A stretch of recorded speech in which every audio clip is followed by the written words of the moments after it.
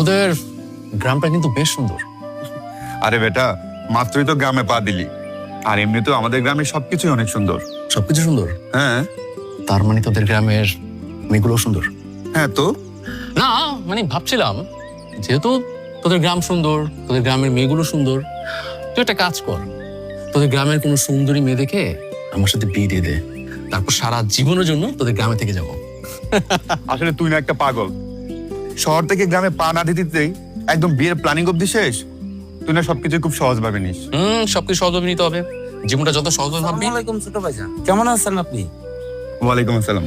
আমি ভালো আছি, আপনি ভালো আছেন? ভালো আছি ভাইজান। দেন আপনার ব্যাগগুলা দেন, আমি নিয়ে যাই। আরে না না, কষ্ট করতে হবে না, আমাদের ব্যাগগুলো আমরাই নিতে পারবো। না ভাইজান, আপনি কিছু করেন না, ব্যাগগুলো আমার কাছে দেন, আমি নিয়ে যাই। আমি না আপনাদের এই ভালোবাসা দেখে খুবই অবাক হই। আর প্লিজ আমাকে আর রিকোয়েস্ট করবেন না। আর আমাদের যে ব্যাগ এতটাও ভারী না যে আমাদের নিতে কষ্ট হবে। আর এখন তো বাসার কাছাকাছি চলে আসছি। আর আপনি বলেছেন, এটাতে আমি অনেক খুশি হয়েছি। ভাইজান, আপনারা আছেন বললেই তো আমরা দুইটা ডাইল ভাত খায় বাইসা আছি। আরে না না, এভাবে বলবেন না। ঠিক আছে, আপনি এখন আপনার কাজে যান। আইসা ভাইজান, তাইলে আমি গেলাম। আচ্ছা ঠিক আছে।